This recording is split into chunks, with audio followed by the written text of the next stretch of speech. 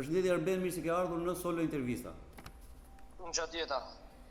Atëherë, çfarë më thuash diçka për karrierën tënde?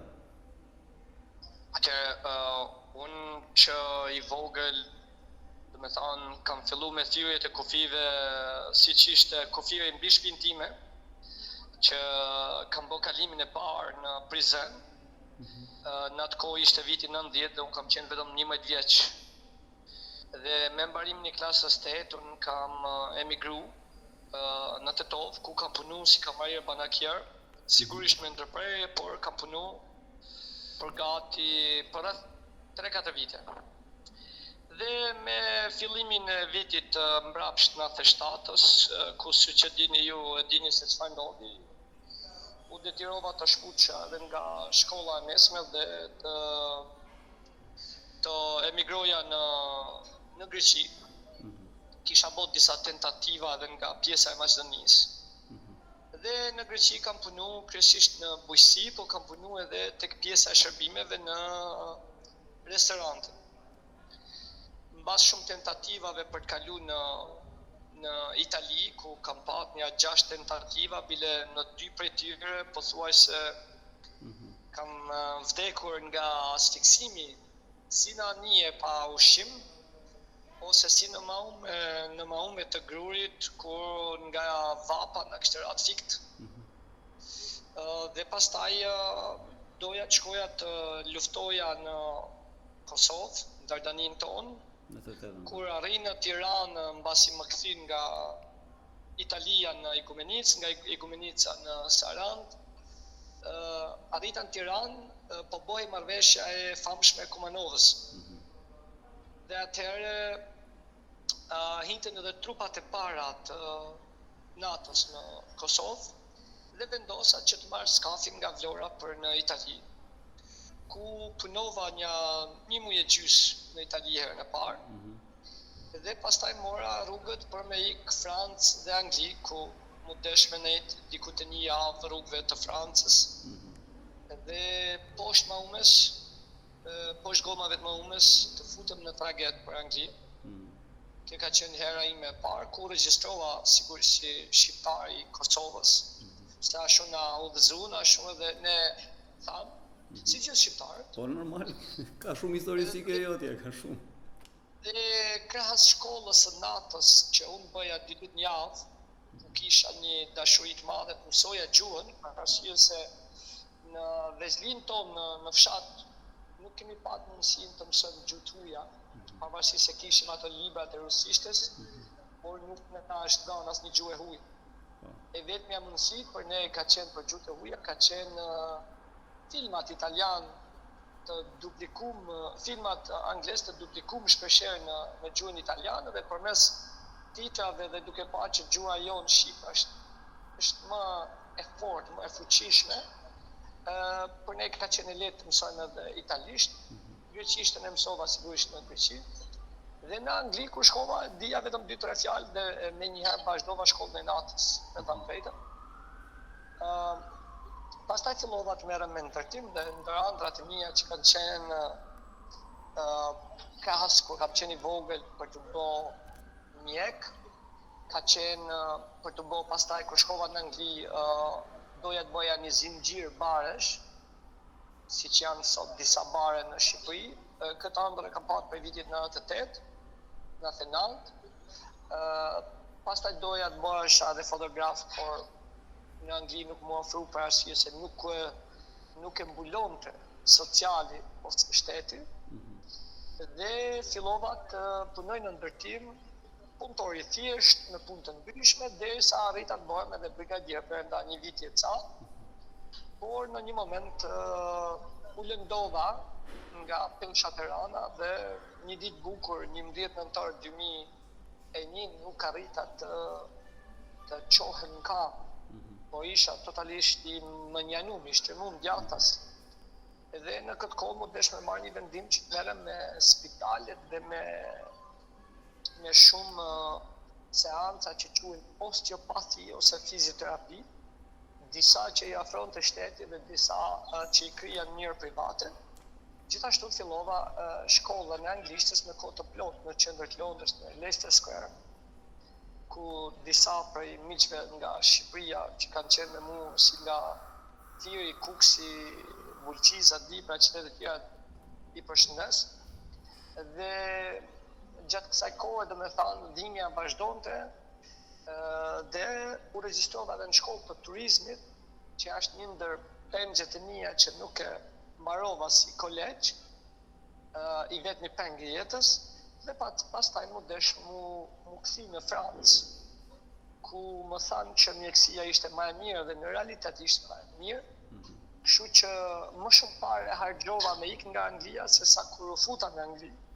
Sepse futa në Naume dhe kur ika më shkuan mbi 1500 pound për të bërë letra të falso për të arrit me ikë me autobus.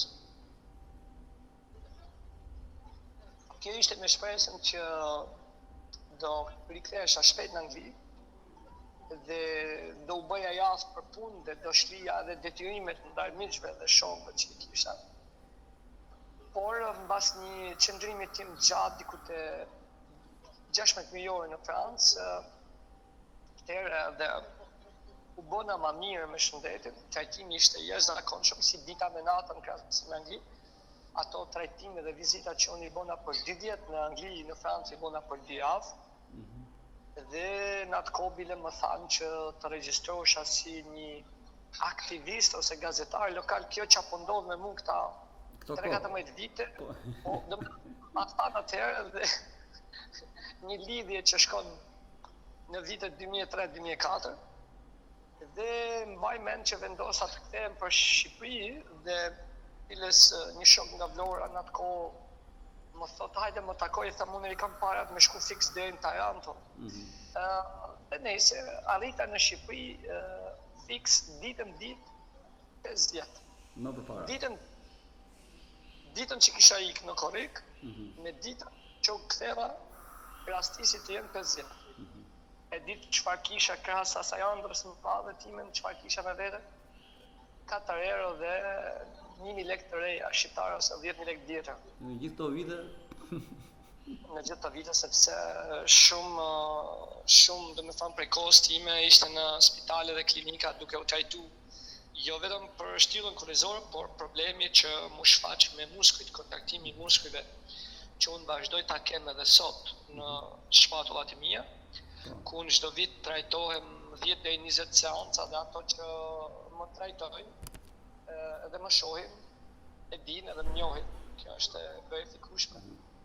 Edhe mas gati 11 muaj qëndrim në Shqipëri, ku opsionet e punës ishin shumë të pakta, nga se ju kujtohet viti 2004-2005, mu desh me bë tentativa prapë me viza falso, me pashaporta falso, sepse vizat dhe pashaportat diplomatike i kishin fëmijët e politiqenëve të korruptuar ose të qartarëve të kombit, ata esnin me bursa të ndryshme, me viza, me pashaporta diplomatike, ndërsa ne vuanim rrugëve të botës, herë me bukë, herë pa bukë, në ambjente të fikë, herë në ambjente të fikë. Unë do të them 2 herë vetëm në anije dhe kamion kam vdekur, pa llogaritë rrezikun në gomat e Maumes, pa llogaritë rrezikun në Skaf, ku shanset për të vdekur ishin 50-50. Për çdo shqiptar ne e dim sa bashkëdhetar tanë kanë vdekur në tentativë për të ikë në Itali. Ajo ka ndodhur deri vonë, me thënë deri në vitin 2007, as të kujtohet. Dhe mu desh të largohem sërish në 2005 për Europë. Desha të vendosja në Francë, po opsionet e punës nuk ishin të durat. Edhe unë tashmë i zhitur goxhan borxhe, sepse gjithë këto vite shkolla, qëndrime dhe mos merresh me punë pista nuk ishte lehtë. Edhe trysh dinjitetin tanë, atëherë fal shokëve dhe miqve të mi që nuk më kanë munguar gjithmonë me thënë drejtën, që duhet i përshnes, edhe vllajt që kam patur dhe kam në Angli, dhe kushërive, disa prej kushërive të mi. Atëherë mu desh sërish merja rrugët dhe shkova në Belgjik, Gjermani, dhe nga Gjermania në Danimark, nga Danimarka në lindjet e Anglisë 24 orë kemi qëndruar të mbyllur në Maume. 24 orë.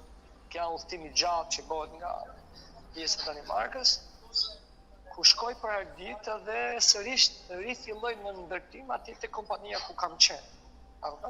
Në rolin e brigadierit, por edhe të punëtorit, të dyja bashkë, sepse brigadier dhe menaxher jashtë është përgjegjësia, është punë, kurse te ne është me dhënë urdhra. Dhe mbas shlirjes së detyrimeve të mia ndaj miqve shokëve, ku kisha planifikuar të merreja me restorante në zonën e Bristolit bashkë me një kushëri timin dhe një shok timin që jetojnë në Ngjibila. I kushëri sot i ka 3 restorante. Atëherë unë punoja si brigadier ndërtimi në një projekt në Wales që quhet Bar Conversion, ku stalla përshtateshin në vila luksore, sepse në zonat malore ose në zonat kodrinore në Wales ose rurale nuk të japin leje kollaj, nuk është si të ne në Shqipëni që të japin leje për rezort e budalleqe, por ata e ruajnë natyrën edhe fshatat me fanatizëm. Ashtu siç duhet t'i ruajmë edhe ne, edhe në atë kërkon të pikan që kështë hapë kartë banke si duket me letra falco, greke, dhe si thot populli kratë se lishi ta digjet dhe i njohë, apo jo. Dhe në atë kohë kam qenë bashkë me vllajën e tretë dhe disa miqë shokë tonë. Mbas di javë qëndrimi në kamp, na kthitëm në Shqipëri. Dhe gjatë kësaj kohe, mu desh ca kohë për të qetësu me thënë drejtën, por sasia e pareve që kisha arrit kurseja mbas lirjeve të borxheve nuk ishte premtuese edhe për reintegrim në MMD, por edhe opsionet e punës kishte pak punë dhe shumë punëtor, nga se ju kujtohet, edhe rrogat ishin qesharake. Pavarësisht edhe çmimet ishin të lira, se sot janë rrogat e larta apo çmimet e larta dhe prapë shumica nuk po kursejnë, por në atë kohë kishte shumë punëtor dhe pak punë. Kjo është e vërteta në 2007. Mbas shumë tentativave për tik nga Maqedonia, nga Hungaria, nga Serbia, nga Greqia, ku më kapën 2 herë dhe në një rast më mbajtën edhe 2 javë me vizë false gjithmonë. Dhe më vunë edhe anullata sigurisht, sepse ne nuk e kemi pat luksin dhe nuk e kemi ta thash si fëmijët e deputetëve, ministrave dhe shumë drejtorave tjerë ku merrnin viza krejt kollaj. Dhe mbas kësaj kohë, mbas shumë tentativave, na vunë edhe anullata dhe shpesh herë mu donte dhe me ndru mbi emrin nga Kola Koloshi, për arsye të anullatave që na vendosnin.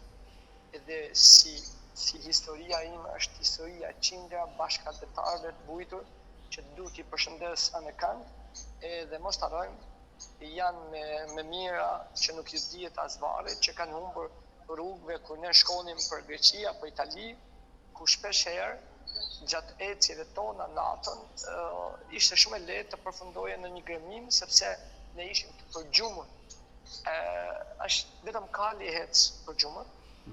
Dhe na ka rujt Zoti me thënë drejtën një pjesë prej nesh, por një pjesë prej nesh edhe sot nuk ju dihet fundi, ose nuk kanë një barë, ose nuk ju dihet historia se si dhe ku përfundu, ose çfarë ndodhi me ta. Dhe kjo është tragjikomedia e popullit tonë, dhe këtë tragjikomedi unë e kam vujt në kockat e mia, ku kam marrë dhe ftoje muskulare që edhe sot e ndjej, vetëm mjafton ta kujtoj netët që kam fletë jashtë edhe më dridhet trupi edhe sot. Prandaj unë të nxehtin e duroj sot, ku gjithë kanë problem me të nxehtin, unë nuk kam problem, po të ftohtin e ndjej shumë, sepse është ajo kujtesa jonë që muskujt përcjellin në tru dhe ajo ngelet si një lloj traume që ne kemi vujt, po unë jam një ndër ato 2-3 milion të paktën shqiptarë që kemi hecë në të njëjtat gjurmë, për fat keq, Dhe në atë kohë që më kthytën për herë të fundit nga Greqia, atë natë që mu më kthyn të nesër më vdiq nana më thënë drejtën. Dhe ishte një vullnet i Zotit që po më thonë të arben mosik se ke diçka. Duke qenë që unë e kisha ndjejat mungesën e nanës që në Vezli, si rezultati kurreshtjes time për të eksploruar botën, edhe do me thënë ta njoh botën ashtu siç e shifshim në filma e në televizor dhe siç na ishte fol ose siç kishim dëgjuar nga tjerë që vinin nga Amerika, nga se kujtohet vitin 93, 94, 95, edhe unë e kisha këtë kurreshtje për ta zbuluar deri në fund. Dhe gjatë kësaj kohe njofta edhe nusën time që kam sot, që jetoj dhe kemi 2 fëmijë. Një po edhe në këtë rast kur unë njoh nusën time, dështimet dhe tentativat për t'ikur herë nga Maqedonia, herë nga Hungaria, herë nga Serbia, 2 herë nga Greqia, më kishin fut në një borxh që do të thotë të ishe borxh 3-14.000 euro në 2008. Atëherë 3-14.000 euro t'i bëhet 2 dilim tokë. Por nga njëherë njeriu nuk e kupton se duke marrë nga pak e duke bërë tentativa, nuk e kupton. Dhe në fund arrita që të marrë një vizë në konsulatën greke të Gjirokastrës, për të cilën janë paguar dorazi atëherë, dhe bashkë me shpenzimet që unë kam shkuar 4-5 herë në Gjirokastër, 4.300 euro për një vizë 1 mujore Schengen. Dhe mu desh me kalu nga Kapshtica nga kohë. Këto janë shqiptarët, si puna ime, dhe prandaj unë kam një urrëtie për këtë klasë politike, sigurisht që është kriju si mleth ndër vite, por edhe duke mos e kuptu politikën se si funksionon të këtu, duke qenë shumicën e kohës jashtë atë del, dhe përfundimisht arrita që në 2008 të largohem edhe herë me mirëkuptimin e nusës time, se junës time në atë kohë nusja ime sot, cilit jam vëzhgjit dhe në vdekje, dhe arrita të largohem edhe herë për Angli, dhe këtë rast po nga Franca brenda një furgonit me mobilje, me 2 mismi nga Kuksi, tani ata e shohin dhe besoj që dhe e kuptojnë, vujtin e asaj kohë, dhe jemi struk, jemi bon si fëmijë të vegjël brenda atyne divanave që mos të identifikonin nga policia angleze. Sigurisht bile kjo historia ime e keni edhe te Financial Times të përmbledhur që i kam shoqur para ca viteve në Zagori.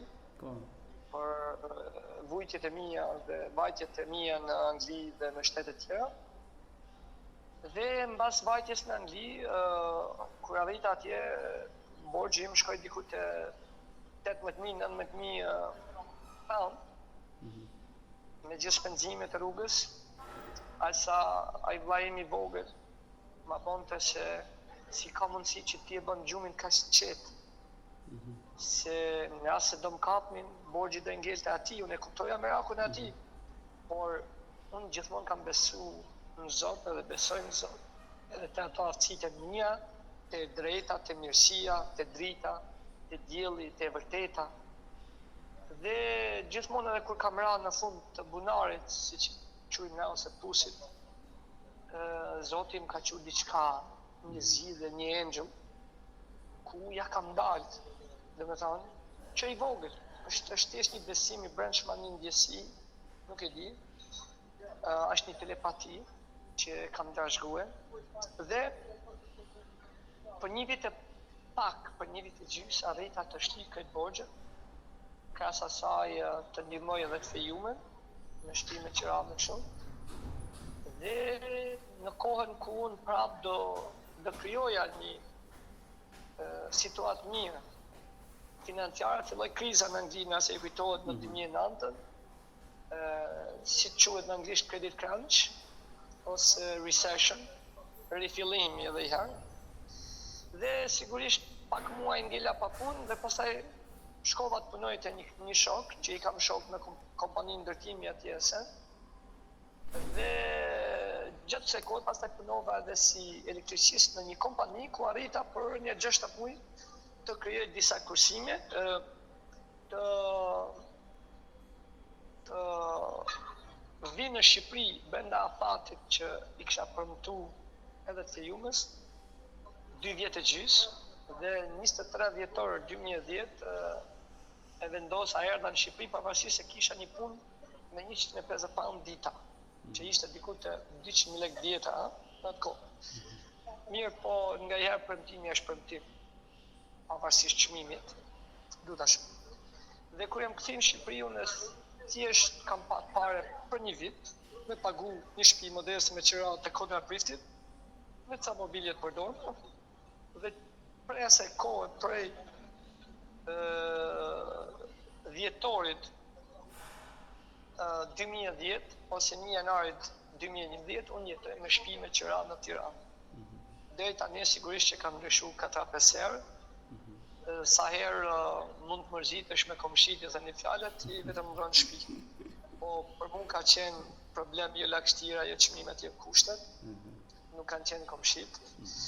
Dhe gjatë kësaj kohe fillova të kërkoj punë në fushën e turizmit, duke qenë që në 2007 kur unë nga i herë shoqëroja të huaj për në aeroport, ose me miq që me shoki flisja për historinë, duke qenë se historinë e gjeografi e kam pat shkëlqyshëm që në Vezhli dhe vllai im i madh ka qenë dhe është profesor historie dhe gjeografie.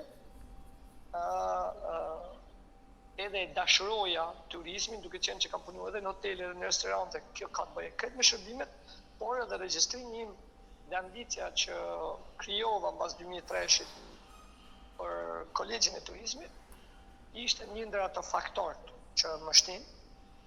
Sigurisht që ardha ime këtu në Shqipëri dhe situata politike acarume mu dhe shumë kohë që të kuptoj se si funksionon, me thënë drejtën.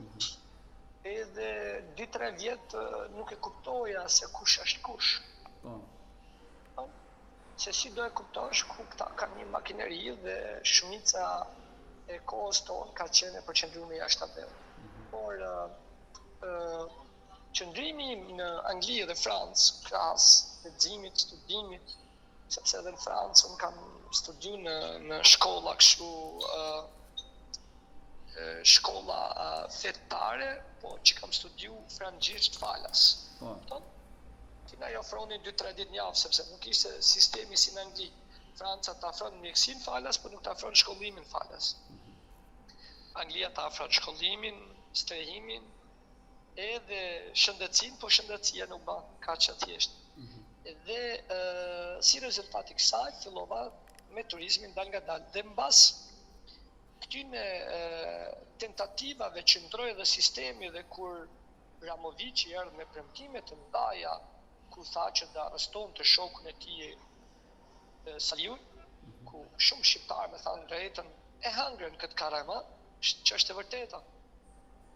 Sepse besum që ki me atë idiotisme e tij që kur mora atë spatën e doli nëpër Tiranë, ki do e bëje.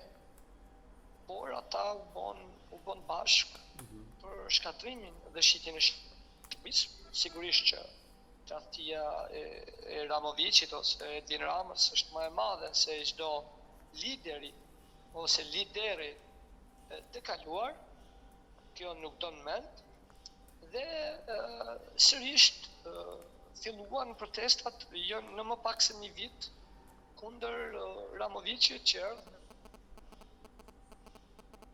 protesta për armët kimike, dhe unë gjithmonë ju bashkoja si spektator, me thënë drejtën.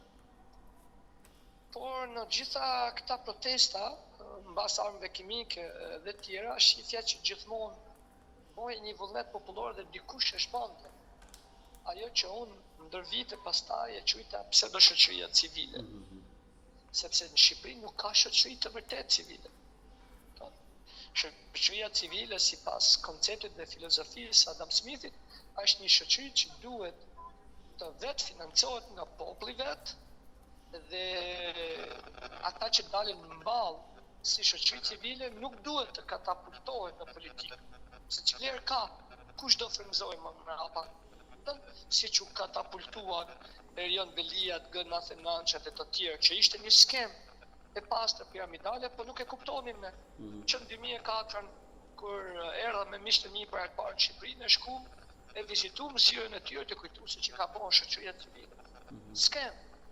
Skem e mirëfillt, dhe kjo skem vazhdon edhe sot, sepse shoqata dhe organizatat të cilat financohen nga të huaj, sigurisht nuk mund t'i shërbejnë herë ose shpesh hera dhe pavarësisht mirësisë që ka, ndoshta mirësisë përjashtot disa që janë me mision mjedisë në sen.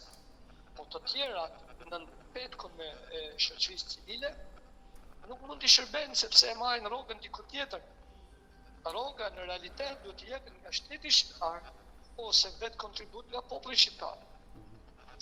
Dhe mbas shumë betejave që shfaqishin si dështim, në fund rreth vitit 2016 vendosa të dalë vetë edhe të flasë.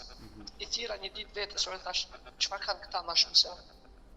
Sepse pavarësisht unë s'kam arrit bëj një shkollë të lartë, për arsye edhe të qenurit jashtë, por edhe mbas kthimit tim nga Anglia u regjistrova 3 vite rresht në shkollën e kodpjesshme për histori gjeografi, dhe kur vinte pranvera për të bërë pagesë, unë tërhiqte se edhe u merresha me turizëm, po dhe 600.000 lekë më dukeshin shumë, me thënë drejtën, dhe nuk e kisha këtë mundësi financiare. Kjo është e vërtetë. Dhe shpeshherë njerëzit kanë frikë nga e vërteta. Mirë, por dia vjen përmes leximit të vazhdueshëm dhe përditësimit dhe përmes ndëjtjes me njerëz më të mençur, ku ne kena mundësi të dëgjojmë edhe të mësojmë. Nuk është turp të mësosh, deri në vdekje ne mësojmë. Kupton? Është turp të hiqesh si i ditur pa ditur. Dhe gjatë viteve 2016-2017, unë me disa miq filluam të thirrim protestat tona dhe krijuam edhe një kuvend ose faqe që e quajtëm aktivistët adhetarë. Dhe bëm shumë beteja për Valbonën, për lume të tjerë, për Vjosën, ku ju bashkangjitëm organizatave të ndryshme, siç është Eko Albania. Unë kam mbështes dhe mbështes shumë organizata që bëjnë punë bukur. Por organizatat që bëjnë punë bukur në Shqipëri janë vetëm 10%. 90% janë skema piramidale ose pseudo-shoqëri civile që i shërbejnë sistemit, të ngritura nga vetë sistemi, nga ish opozita dhe në veçanti nga opozita aktuale që është mjesht e manipulimit të masës popullore dhe të blerjes së njerëzve. Dhe kemi bërë shumë beteja në kanë Shqipërisë, me thënë drejtën, me vetë financim dhe shpeshherë me financim ose kontribut të miqve tanë, siç është kontributi i transportit, ose kur jemi bashkangjit këtyne shoqatave mjedisore, ata na kanë mbulu shpenzimit e transportit. Por pa u bë pale asnjë organizate dhe shoqate, duke ruajt një lloj pavarësie, integriteti dhe unë aktivizmin e kam patë me kohë pjesshme, që do të thotë sa herë kam patë kohë lirë, nga nëntori deri në prill ose nga nëntori deri në maj. Kjo është periudha ku unë kam kohë lirë, sepse periudha verës është me turizm. Sigurisht që turizmi ka ardhur ngritje në rritjen ndër vite dhe për shumë vite më desh me marrje dhe borxh nga miq dhe shokët e mi gjatë viteve 2012, 13, 14, 15, 16, që më desh me ishli ndër vite tjera dhe pastaj na erdhi edhe kriza financiare tjetra që ishte Covidi, ku sigurisht industria e turizmit, restoranteve, hoteleve dhe gjithë ata që u prekën nga turizmi nuk patën asnjë mbështetje as nga shteti dhe na u desh një pjesë prej nesh edhe të marrin borxh, sidomos njerëz si unë që jetojnë në shtëpi me qira. Dhe gjatë këtyre viteve kemi punuar me thënë drejtën me njerëz në fushat e ndërgjegjësimit dhe edukimit, duke mbjellë dhe pastruar në kanë Shqipërisë. I gjithë kjo që po ndodh sot nuk është rezultat i një proteste apo një tërheqje zvarr në Zvërnec, por është rezultati një pune disa vjeçare e qindra shqiptarëve anë kanë Shqipërisë edhe në Mërgat, që kanë bërë një punë të mrekullueshëm në rujtjen e frymës atë dashurisë, në rujtjen e frymës së respektit ndaj njëri tjetrit, ku në një kohë kanë ra këtë institucionet kulturore, edukative në Shqipëri. Mos të harrojmë qindra dokumentare dhe emisionet të bëme nga gazetarë të ndryshëm, nga qytetarë të ndryshëm, përmes fushatave të ndërgjegjësimit, edhe ata kanë luajtur rolin e vet. Dhe ata që kanë organizuar shkollat apo kopshtet në lagjet e tyre, në fshatrat e tyre, nuk duhet ta nashkalohen. Edhe organizata të ndryshme, mjedisore apo social-kulturore që kanë bërë një punë të mrekullueshme në rujtjen e frymës së ndërgjegjësimit, rujtjes së mjedisit. Për mua si Arben, mjedisi është një detyrë se jam rritur me natyrën, me zhurmën e ujit, me zhurmën e brojt, me fladin e vjeshtës, me fladin e pranverës, me ngjyrët e borës në dimër, ti di se çfarë panorame na sjell dimri, me ngjyrat e pranverës, me ngjyrat e vjeshtës, kur fillojnë të vinë gjethet, me cicërimat e zogjve që unë edhe imitoj. Dhe natyra për mua, po duhet edhe për shqiptarë tjerë, është një mision. Jeta vdekje, sepse ne pa natyrë nuk kemi jetë. Natyra pa ne ka jetë. Dhe kjo është pak a shumë panorama e Erbenit, ku ka marrë pjesë në qindra protesta si Zallgjoçaj, në Urak, në Holt, kur po masakroi Holta, për Zagorin, për Përmetin, për Vjosën, për Vlorën kam marrë pjesë disa herë në protesta kundër vaskave që duhen të ndërtoheshin në Karaburon, po. Në Karaburon, nëse kujtohet për ujin në Vlorë, për mungesën e ujit bashkë me mikun tim aktivist Arben Abazaj. Nismëtari i protestës, tetrari i Haraqit në rrugën e Kuksit, pavarësisht se kishte të tjerë që kishin bërë qindra tentativa dhe pastaj u bashkuan këtë qytetarët kuksianë, në veçanti Këshilli Bashkiak i Kuksit, ku i dhanë të rënditjen më të madhe Edvin Ramovicit, nëse të kujtohet atëherë në Vlorë i hiki edhe zari, por nismëtari i disa aktiviteteve, fal kontributit të miqve tanë në Mërgat, në Amerikë, në Zvicër, në Gjermani, që kanë kontribuar me blerjen e pemëve, kanë kontribuar me transportin, apo mbjellja e pemëve dhe hapja rrugës në fshatin tim me kontributin e Marian Graf, humanistës austriake që jeton në Shqipëri. Unë bëra të mundur hapjen e një pjesë të rrugës për dërgimin e rrugës në krye të fshatit tim, ku një pjesë e fshatit tim 30% vazhdon mos të ketë rrugë edhe sot, në veçanti rruga për tek shkolla fshatit Bele mungon, arsimtarët që sot parkojnë makinat në anën tjetër të lagjës Belja e Poshtër që ne themi, dhe duhet të ecim për 40 minuta me shku të shkolla në kam, është një tmerr në shekullin 21, nëse i kujtohet ajo mushka e famshme me ato kutitë e votimit, është pikërisht në fshatin tim. Dhe ata që shkatruan lumin Luma, nga ku e merr emrin krahina e Lumës, e cila ngeli në heshtje, e cila ngeli në Harres gjatë regjimit komunist për betejën, nëse të kujtohet betejë e lavdishme 1912-1913. Po e di, betejë Lumës, po. Qetnike serbe masakruan shumë banorë të zonave tona, një gra leq, por në njëjtën kohë lanë 12.000 kockat e tyre. Mirë po ustallarët dhe miqtë Miladin Popovicit dhe Dushan Mugoshës dhe Enverit e lanë në Harres krahinën e Lumës për këtë arsye, sikur mos të mjaftonte kjo, Saliu dhe Flamuri të dy masakruan duke qetërsuar rrjedhën e Lumit dhe duke e futur në tunele dhe tuba dhe kanë thënë lumin Luma, por krahastarjes nuk arritën të çojnë rrugën bashkëtarëve të mi, fshatit Lojme, Orçikët, Cërnëleva,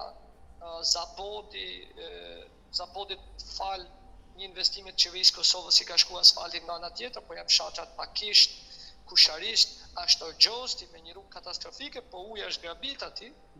janë fshatrat e Borjes, Nimqës, të lanë me totalisht në arrest, Topojani, Teje, Duraj, Kolovozi, i famshëm i Havzinelës, i poetit ton, dhe shumë fshatra tjera që u lanë në arrest nga regjimi i kaluar dhe i tashëm, të cilët na kanë marrë ujin dhe kanë fut në 10 hidrocentrale dhe gjenerojnë 100 milion euro dhe nuk zbatojnë asnjë lloj kontrate.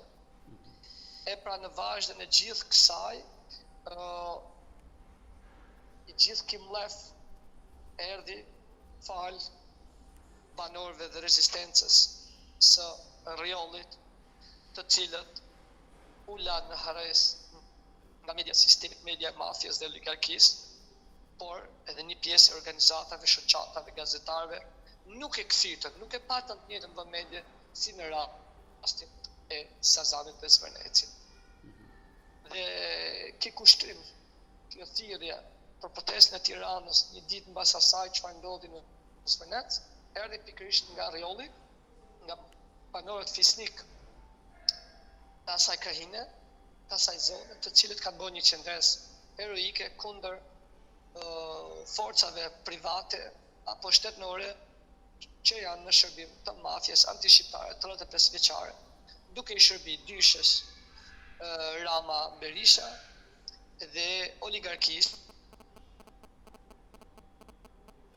është lidhur me armiqtan shekullor serb e grek e të.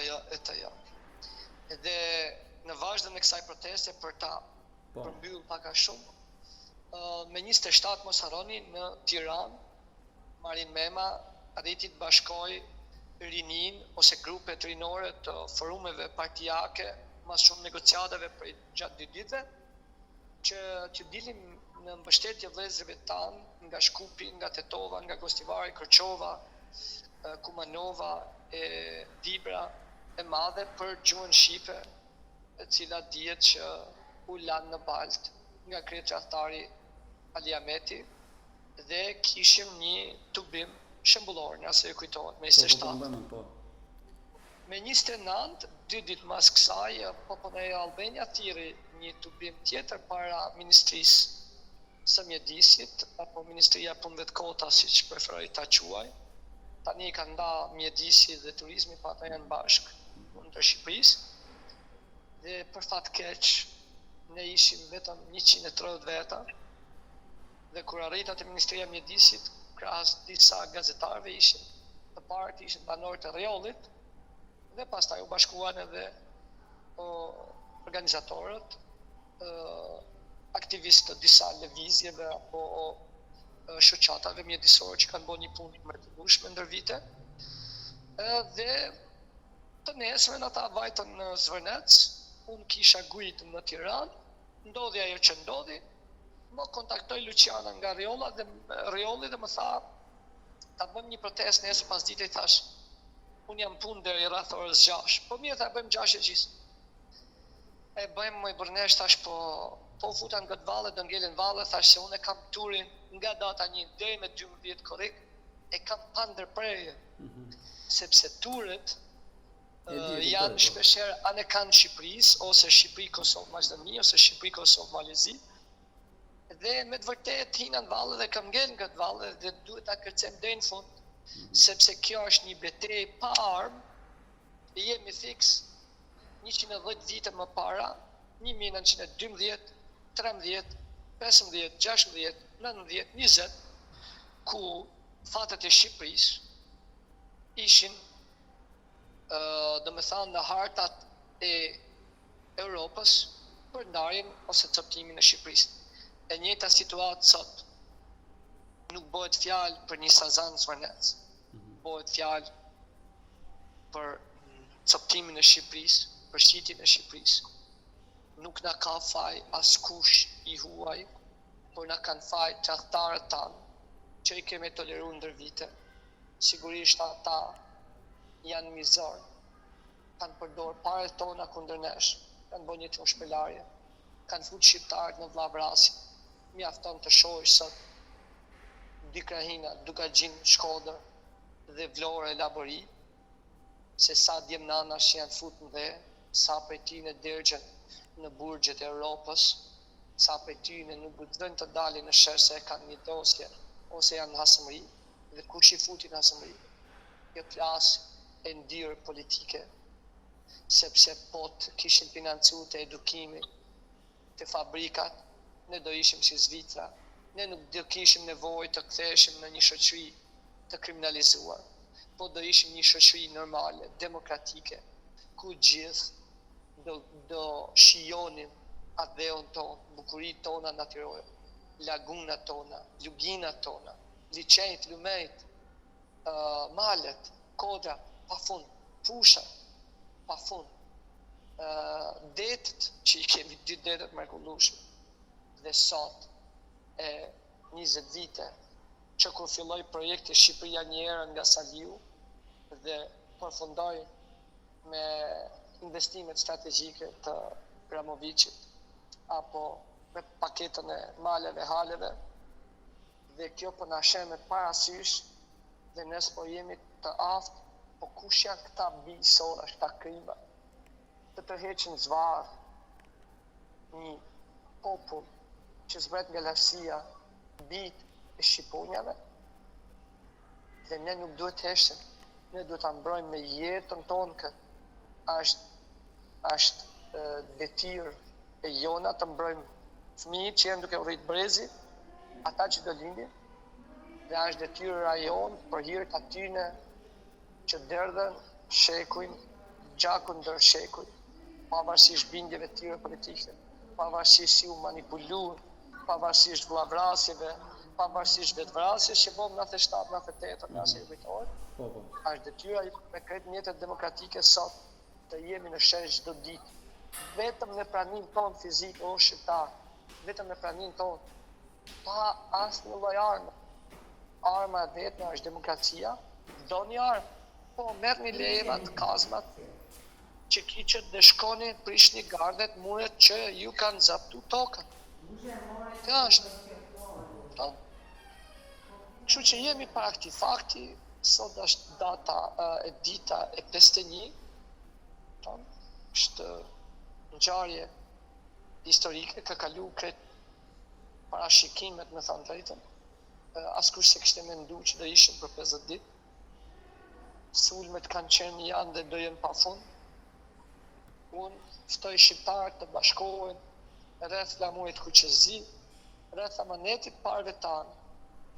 Dhe unë si Arben prap do jem në shesh edhe ku të tjerë të lodhen, sepse unë du që mas kësaj të vazhdoj jetën e lirë me guida turistike, shijoj kohën me fëmijët e mi që janë duke u rrit, me nusën time, edhe shijoj atë pakat dhe të pacunguar, të pashkatruar që na kanë lënë këta maskaret, të cilët krahas protestës sonë çdo ditë në shesh, ata vazhdojnë me planet e tyre djallëzore, me skavatorë dhe makineri të rana, duke shkatru laguna, lumej dhe kodrat, të cilat po shkatrojnë çdo peisazh të mbrojtur dhe të pambrojtur. Nuk kanë lënë kodër pa e kthy në gurore. Unë jam pro zhvillimit, po zhvillim shkallë. Kush jemi ne të shkatrojmë dhe të konsumojmë çdo bukuri. Patjetër. Kështu që sepse dikush tha Roma jep tërheq, dhe i thash patjetër. Kështu që ne duhet të jemi në shesh për hir të fëmijëve tanë, për hir të natyrës, për hir të gjakut të derdhën ndër shekuj, amanetit parëve tanë, ajo ëndra e tyre, pavarësisht si u manipuluan, si u mashtruan. Ëndrën dhe qëllimet idealet i kishin gjithë ata që derdhën gjakun për këtë tokë i kishin pastra. Kjo është mesazhi im, edhe paka shumë ajo përmbledhja ime, Arbenit, që ju shifnin shesh. Arben, i the gjitha nuk kemi çfarë të themi, normalisht. Na duhet vetëm bashkim. Bashkim, ai amanet që e gëzuar prej 2 marsit të 1444 me beslidhjen e Lezhës. Mos harroni që edhe në beslidhjen e Lezhës Gjergj Kastrioti, ai që në fillim ju bë dora djathtë, ishte dora djathtë në fillimet kur marshuan nga fushat e sotme të Vojvodinës Po. për të ardhur në Momadhe, e trahtoi. Po. E jo më ne në shesh që mos trahtohemi. Jemi para një momenti historik. Të kujtojmë lidhjen e Prizrenit, të kujtojmë të gjithë lidhjet dhe kuvendet e maleve që u bona në këndë e Shqipërisë, nga Labria deri në Malësi, ato kuvendet me burrat, me që në momente caktuara lidhen besën, lanë mërit, lanë inatet, mënjan, inatet, urrëtiet që njerëzit i kanë kunjat me njëri tjetrin, mos t'i përdorin në këtë shesh të demokracisë, se nuk do t'a i falë historia dhe brezat që të vitë. Ti lejnë njanë deri në shlirimin e Shqipërisë e pastaj të bëjnë çfarë duan. Është një thënie latine që thotë smundja më e keqe e njerëzimit është smira, inatet e vogla. Ato po i grijn shqiptarët. Armiku i vetëm i shqiptarëve duhet të jetë kjo qeveri e korruptuar, kjo klasë e korruptuar, eja ta reformojmë, ta revitalizojmë Shqipëri, ta përditësojmë, ta bëjmë Shqipëri në re, me ide të reja, me kushtetutë të re, se jo edhe me njerëz të ri. Kurse unë vetëm do jap energjitë e mia, vullnetin tim, idetë e mia, por nuk do jem një prej tyne. Duhet jetoj jetën time normale, me cicërimat e zogjve të merrem me fëmijë, por do jem në shesh, por edhe në fund do jem me tregu të vërtetën, do vjen një ditë që e vërteta do tregohet pa dorashka, se unë kam qenë çdo ditë përjashtim të një dite vetëm që jam tërheq nga sheshi, taktikisht, po edhe nga mbi ngarkesa që kisha dhe ishte një kërkesë e fëmijëve në shtëpi me ndejt me ta, me ja plotësu dëshirën. Kështu që vetëm bashkimi rreth flamurit, rreth vlerave, rreth natyrës, rreth amanetit të parëve tanë, na jap forcë e na çon përpara për rrëzimin e kësaj qeverie 1 orë më përpara. Nuk ka, kur bashkohen shqiptarët për mirë, nuk ka birë nane, nuk ka armik që na them. Këtë kemi dëshmuar në histori.